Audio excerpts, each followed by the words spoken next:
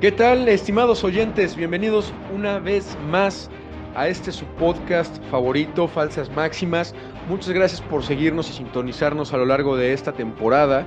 En esta temporada que hemos estado abordando la falsa máxima de que la vida cristiana es una vida meramente espiritual, de gozo, color de rosa, y que pues basta con ser una buena persona y ya todo está resuelto, y que pues sabemos que es una falsa máxima porque evidentemente nuestra vida es una vida de lucha, la vida espiritual es una vida de lucha, y pues la vida espiritual nos presenta muchos retos que pues hemos intentado desmenuzar a lo largo de esta temporada, abordando ni más ni menos que los pecados capitales, ¿no?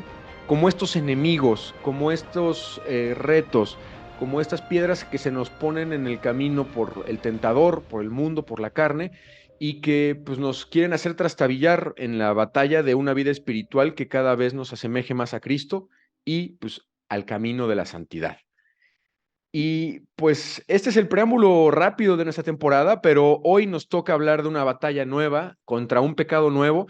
Y para ello, como en todos los buenos episodios, pues estoy en este momento acompañado por el padre Pablo Tomás Patrito. Padre, cuéntanos sobre este nuevo pecado, cuéntanos cómo te encuentras, qué ha sido de tu vida.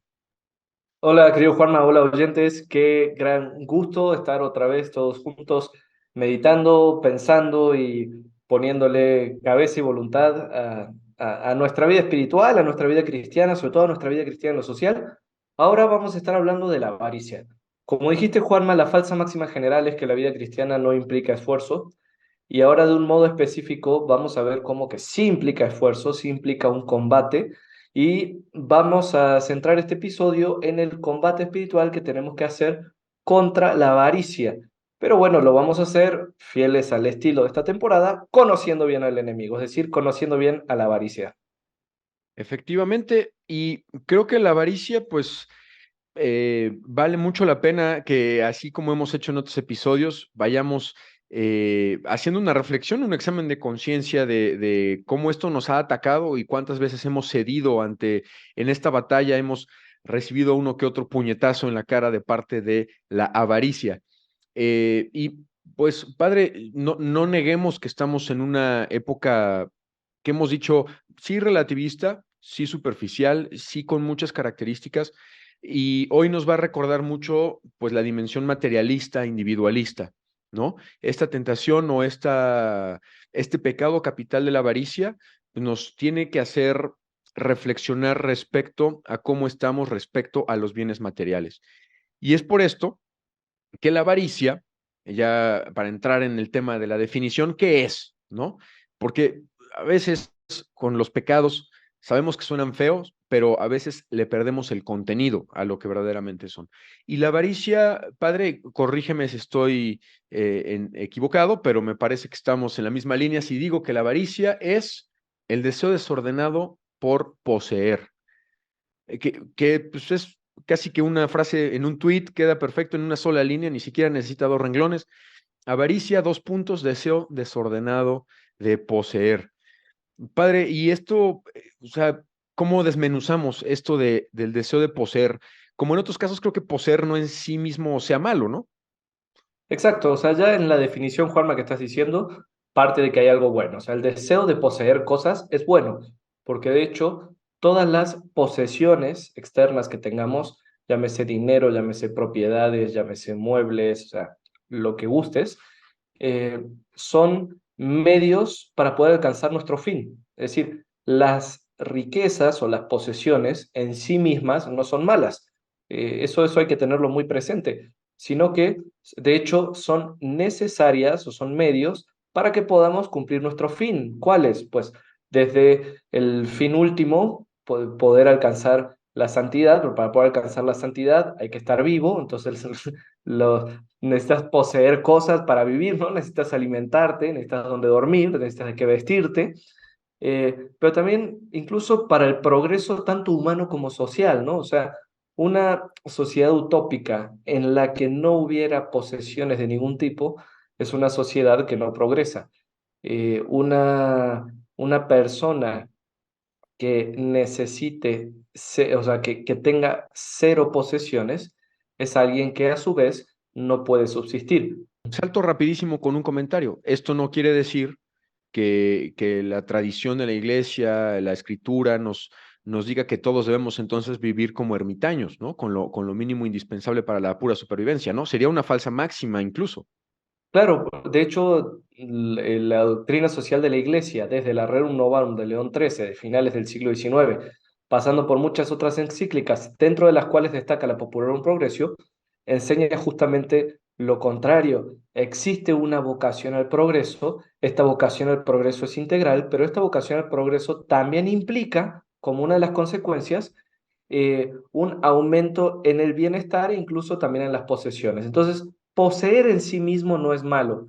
¿Dónde entra lo malo? O sea, ¿dónde la avaricia se convierte justamente en un vicio o en un pecado capital? En que esto se desordena. Y ahora, Juanma, y para que los queridos oyentes que nos están escuchando, la avaricia tiene dos formas de desordenarse. Puede desordenarse hacia afuera o puede desordenarse hacia adentro. Ujú. Sí, bueno, o sea, quizá aquí, antes de darte pie al tema de, creo que va a valer la pena que tú desarrolles esa parte que es un poco más apegada a la parte de Santo Tomás, que es la que estamos siguiendo, esta línea. Pero creo que también se me ocurría otra falsa máxima, ¿no? Que incluso es fácil juzgar los bienes ajenos por, digo, por otro pecado que puede ser la envidia, ¿no? Pero que quizá tú como sacerdote, no sé si te haya pasado o hayas escuchado, pero oye, ¿y por qué el padre tiene ese celular, no? Oye, por qué tiene una computadora el padre? ¿O por qué anda en coche? No, yo ni coche tengo, ¿no? Digo, quizá esa persona estaría pecando de envidiosa, pero por otro lado diríamos, a ver, hay retomando lo que acabas de decir, un poseer que es necesario, puede ser incluso justo, quizá hablaremos de temas de justicia ahorita mismo, pero que vaya, nos permitan el progreso, en este caso, el logro de nuestros fines, ¿no? Hoy estamos usando la tecnología para poder transmitir un mensaje que pues se alinea a un llamado, una vocación, unos talentos, etcétera, que buscamos que de alguna manera contribuyan con una pizca hacia a nuestro seguimiento de Cristo, ¿no? Digo, también como nota aclaratoria y para que tampoco se nos vayan por la tangente nuestros estimados oyentes, ¿no? Y Juanma, bueno, Pater, perdón, bueno, sí, sí, dime. Juanma, pusiste un tema sobre la mesa que pensaba que a lo mejor salía más adelante, pero ya que estamos, a los oyentes les gusta mucho cuando hacemos conexiones. Entonces, antes a lo mejor de entrar a la avaricia en específico, vamos a hacer la conexión que tiene con otros pecados capitales, porque Venga. ya hemos mencionado varias veces que todo esto es una telaraña. Eh, Partamos de la avaricia. Es el deseo desordenado de posesión de bienes, ¿no? O sea, el deseo desordenado de poseer. Entonces, claro, yo tengo un afecto desordenado. Quiero tener de más, o quiero retener, o simplemente pongo los bienes como mi fin último. Punto número uno. Cuando eso me pasa, y yo veo a otra persona que tiene más que yo, como mis afectos están desordenados, quiero tener lo que él quiere. Entonces, si ya está desordenado una parte de mis afectos, además seguramente me ponga triste de que la otra persona tenga más. Entonces, en ese sentido, la avaricia también implica o puede implicar una serie de envidia. Pero además, si yo veo que el otro tenga más que yo, y eso además me genera una tristeza, y en esa tristeza percibo una injusticia, ¿por qué el otro tiene más que yo? No solamente me pone triste, me enoja, ahí entra el pecado capital de la ira. Y Y, podemos y incluso irnos más para atrás, Juanma. Perdóname antes que te sea la palabra. Partiendo desde la soberbia. La soberbia es la persona que tiene un deseo desordenado de la propia excelencia. Entonces, me siento mejor que todos. Veo que mi hermano tiene más que yo. ¿Cómo va a tener más que yo si yo soy mejor?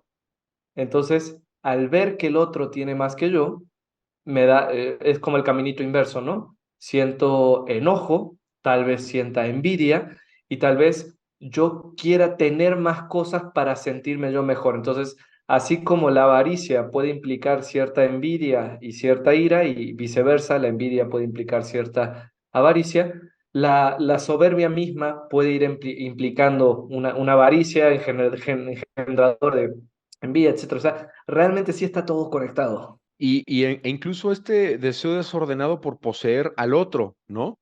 En cuanto a la lujuria, ¿no? Que se hace ya sería como un deseo más de tipo carnal, pero sería un deseo de poseer a otra persona pues por tenerla, ¿no? De hecho, en inglés también hablan, por ejemplo, de las trophy wives, ¿no? Como de las esposas que son trofeo, ¿no? La quiero poseer porque es casi como parte de mis accesorios con los que me adorno, ¿no?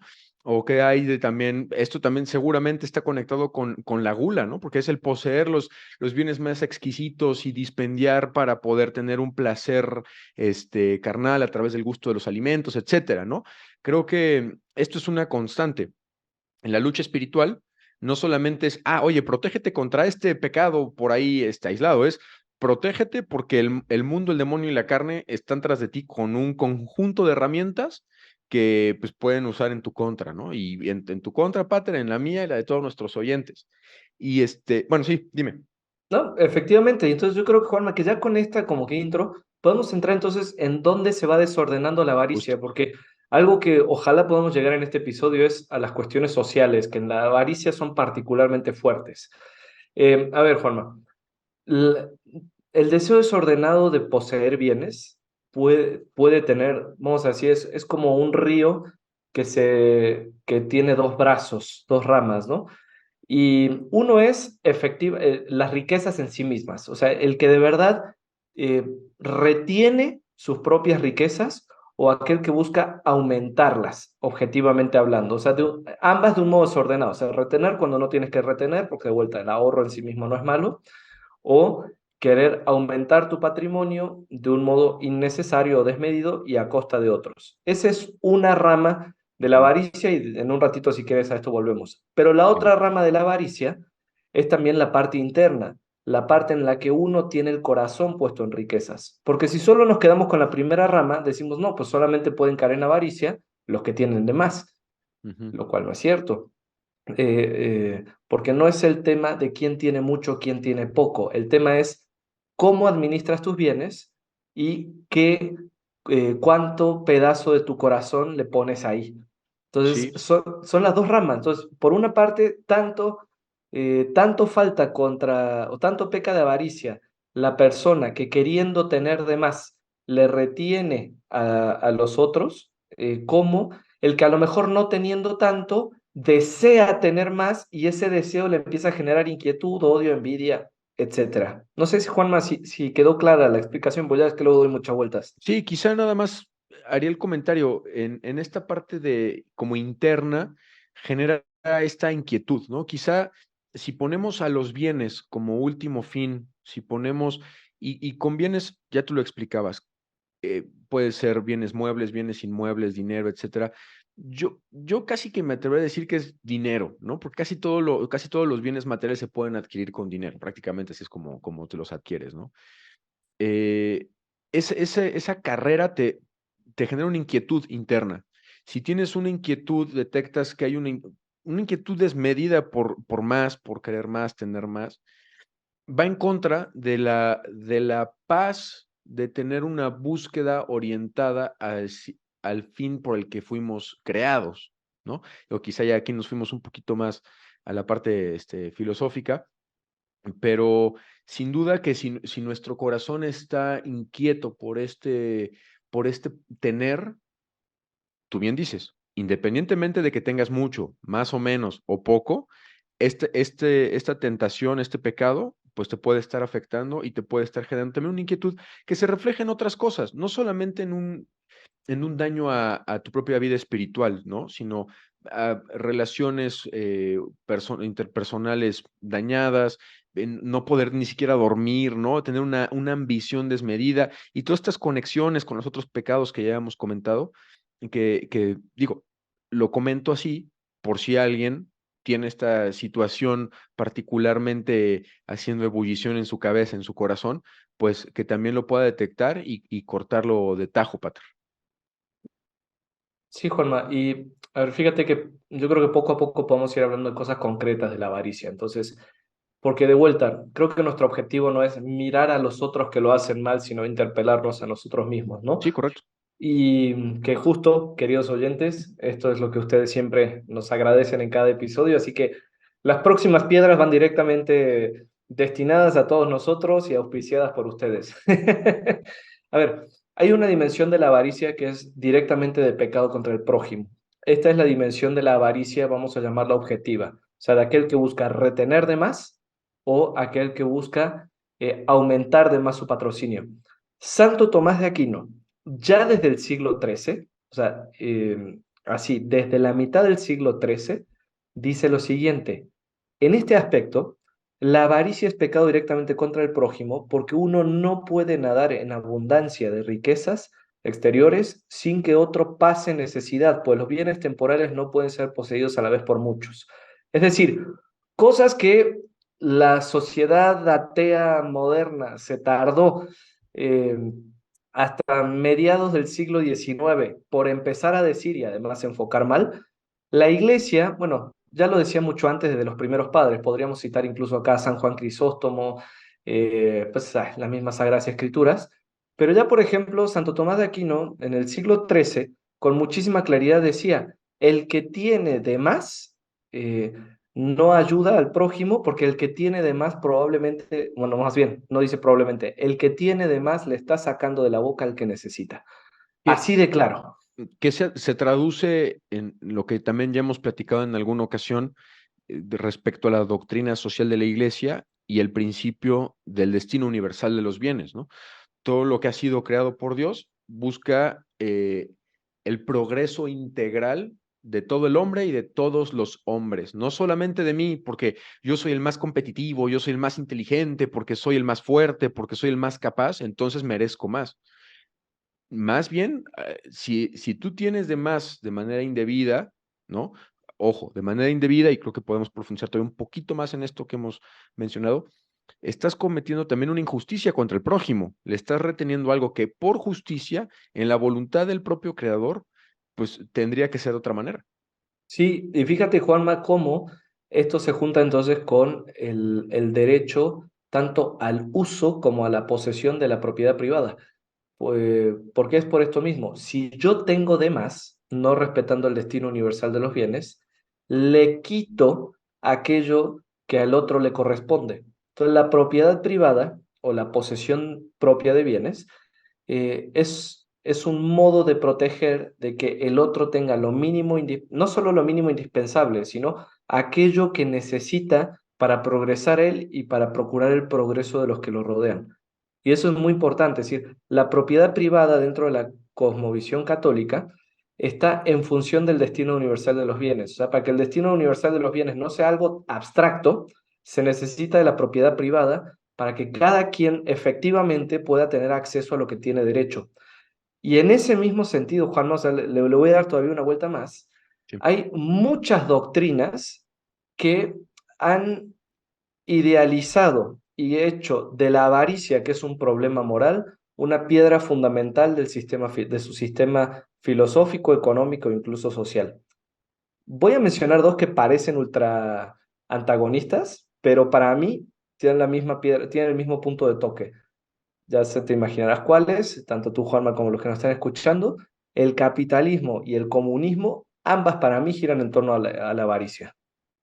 Mm, interesante. Y de hecho, ahorita, digo, quizás sin profundizar demasiado en los sistemas estos político-económicos que mencionas de capitalismo, comunismo, em, creo que también yo quedaría hacer el acento en que, por ejemplo, el hecho también de tener y de procurar tener más como un buen administrador, ¿no? Porque creo que, y hablando en un sentido amplio de la palabra buen administrador, puede permitir que, por ejemplo, en manos de un empresario justo, de un propietario recto, de alguien que tiene bienes y que los usa correctamente, justamente con esos bienes pueda conseguir las condiciones para que otras personas tengan empleos bien remunerados, una forma de progresar en su propia vida y que también procure aquí también que esas personas se puedan hacer de un patrimonio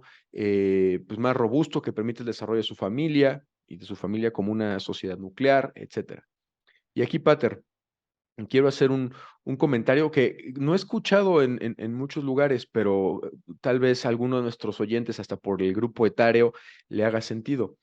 No es lo mismo, por ejemplo, tener dinero, ¿no? Es tener bienes en este sentido de dinero líquido, por ejemplo, en especulación, ¿no? En inversiones donde únicamente se mete dinero para generar más dinero, donde digo, hubo mucho hace poco y todavía un poco en estas fechas, ¿no? Las famosas criptomonedas y demás, que son pues también cosas especulativas, que lo único que haces es compras algo para que tenga más valor en adelante, pero eso no genera ningún valor a la sociedad, Pater. Muy distinto a que yo utilice los recursos que tengo para quizá hacer una empresa que provea un servicio que es útil o un bien que es útil a la sociedad y que a través de eso sí pueda aumentar mi patrimonio, pero al mismo tiempo dé la oportunidad a otras personas a desarrollarse, a tener un empleo, etcétera, y no solamente usar el dinero para el dinero, porque eso también es otra cosa. O sea, mucho de lo que se pregona hoy en otros podcasts, en muchos medios es el dinero para hacer dinero, y eso también es un tipo de avaricia, es un tipo de desvirtuación de estos principios que estamos hablando, Pater. Sí, a ver, es un fraude. Eh, Así sencillo. A ver, esto, Juanma, me parece que vale muchísimo la pena rescatarlo y vamos a decirlo así, uno directo. Voy a adelantarme una pregunta que a lo mejor nuestros oyentes están haciendo en este mismo instante. Entonces, ¿es malo ahorrar o es malo enriquecerse? No, por supuesto que no. O sea, si uno ahorra, sobre todo en vistas a asegurar un patrimonio para poder progresar tanto individualmente como colectivamente, en conjunto, eso es algo muy bueno y de hecho eso no solamente es un derecho, sino que es un deber que tenemos, ¿no? O sea, generar un progreso social y con ese progreso un enriquecimiento. ¿Es malo buscar poseer más? Al contrario, o sea, sobre todo si con tus posesiones vas a permitir que haya más trabajo, si con tus posesiones vas a mejorar también el, el estilo de vida y la calidad de vida de las personas que tienen alrededor, porque también, Juanma, tenemos que ver, o sea, cómo se sale de la pobreza con inversión, ¿no? Con inversión y trabajo humano y esfuerzo, ¿no? Cómo, cómo se rompen las barreras sociales, haciendo una revolución y haciendo que todos sean pobres y se mueran de hambre, como pasó en el 90% de América Latina. Pues absolutamente no. Es decir, se necesita de un progreso económico para que también haya progreso social, cultural y etcétera. Claro, no es lo único, eso es cierto, pero ya de entrada sabemos que se necesita. ¿Dónde entonces se desvirtúa esto?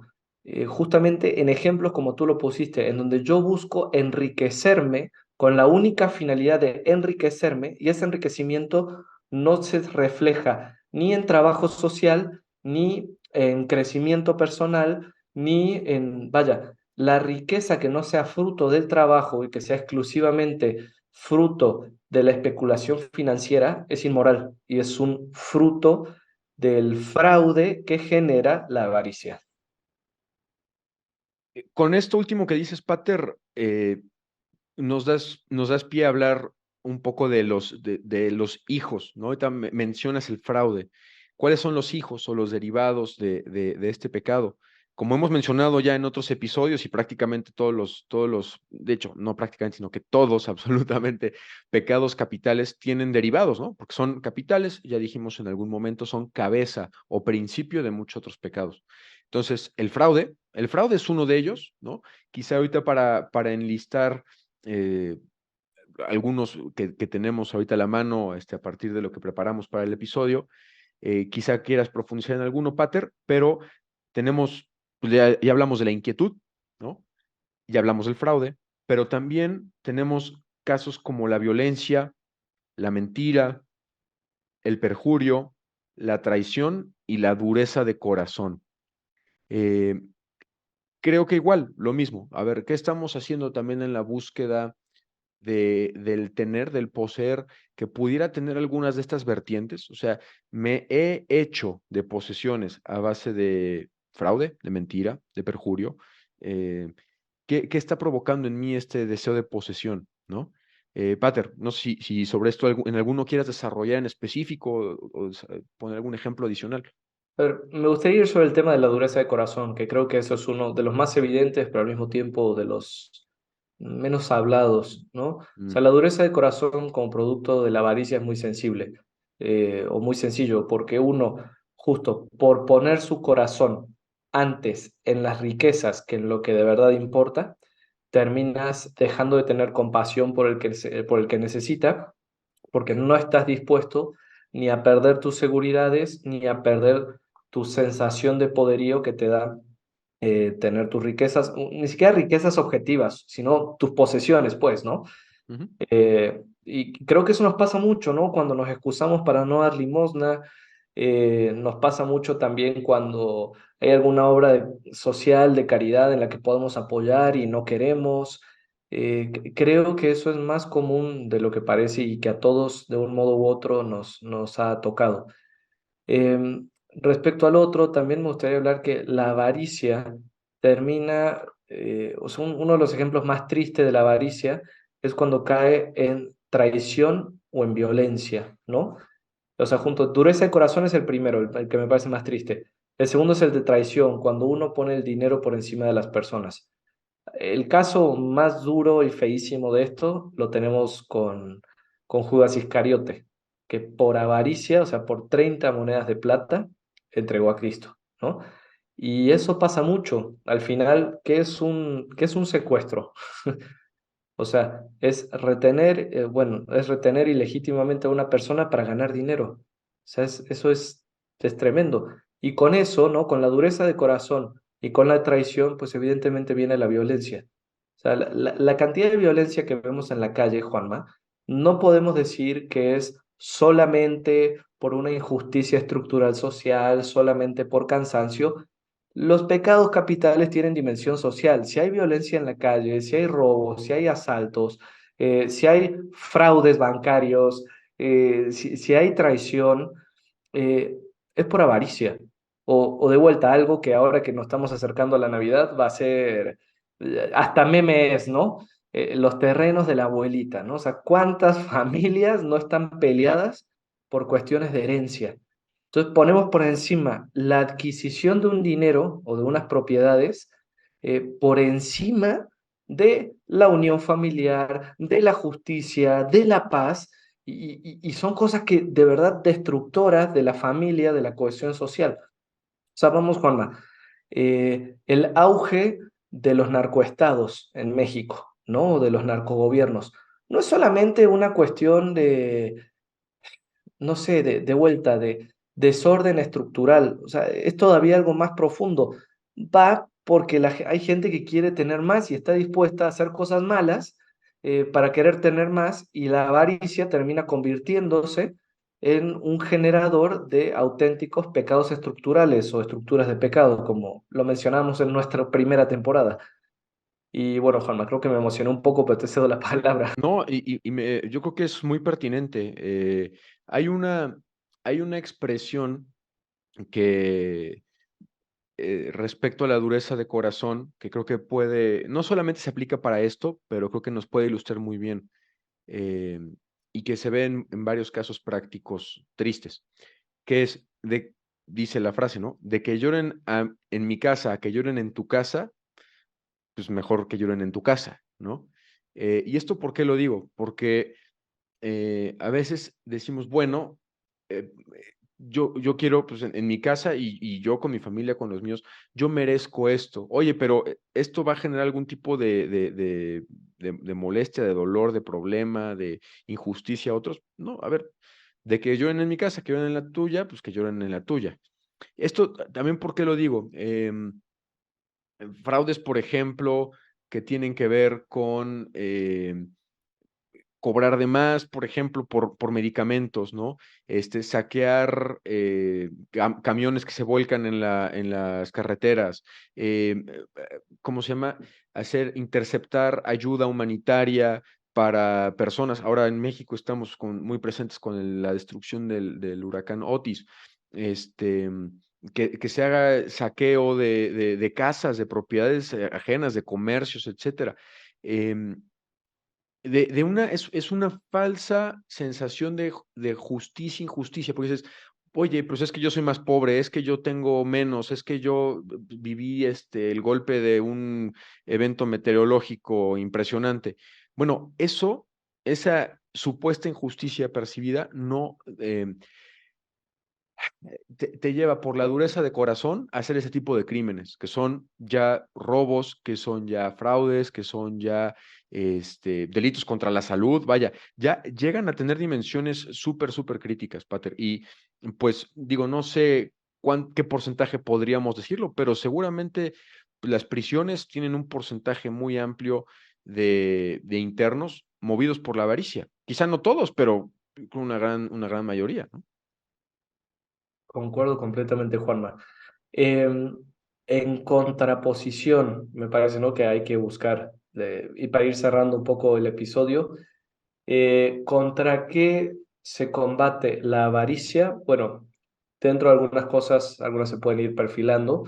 Una puede ser justo la generosidad, la otra es la atención al prójimo, la otra es, por supuesto, la caridad, que en eso se resume todo. Pero hay una virtud en específico que se llama la virtud de la liberalidad.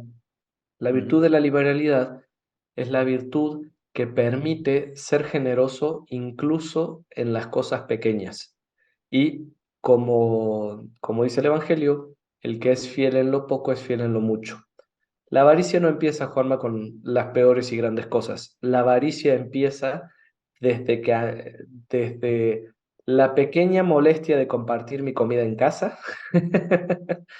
este, hasta los centavos que retuve de mi compañero cuando me pidieron hacer fotocopias, ¿no? Ujú. Es en los detalles pequeños y en la educación pequeña donde nace o la generosidad del corazón que está dispuesta a atender al otro y hacer que solidariamente todos crezcamos, hasta que partes de ahí, o también esos detalles pequeños son los que pueden hacer que después uno se convierta en una persona muy, muy rica tal vez y muy fraudulenta, o tal vez muy, muy pobre, pero sumamente violenta, envidiosa, ¿no? Es en los detalles donde se educa la generosidad o no, y la virtud que nos ayuda a educar en la generosidad que se opone a la avaricia es la virtud de la liberalidad. Igual para cerrar por mi parte, como dices, los pequeños detalles, sí, pero tanto el vicio representado por el pecado capital como la virtud dependen de lo que repetimos de manera habitual.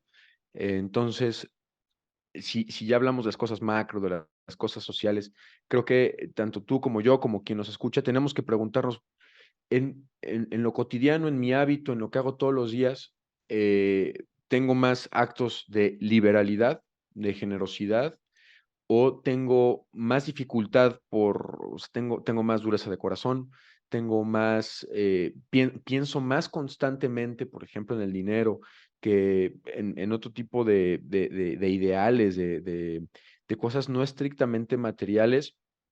¿Dónde está mi mente? ¿Dónde está mi corazón? ¿Dónde están mis acciones?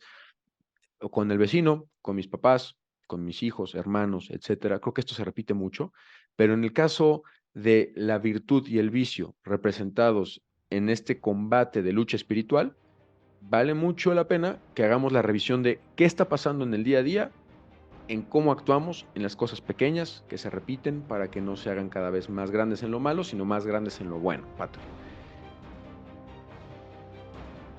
Pues eso, queridísimo Juanma. Entonces, básicamente, paguemos lo que es justo, no ganemos dinero con la especulación, no asaltemos, no robemos, no cobremos de más, ¿verdad? Y, y sobre todo eso, que al final lo que se juega no es solamente tener algo más o menos hoy o mañana, sino lo que se termina jugando es la salvación de nuestras almas, el bien del prójimo y el testimonio que damos de Cristo. Queridos oyentes, muchas gracias por todo. Los esperamos en nuestro próximo episodio. Ya casi nos vamos acercando a cierre de temporada. Nos esperan algunas sorpresas. Y bueno, Juanma, pues siempre un gusto estar contigo y viva Cristo Rey. Viva.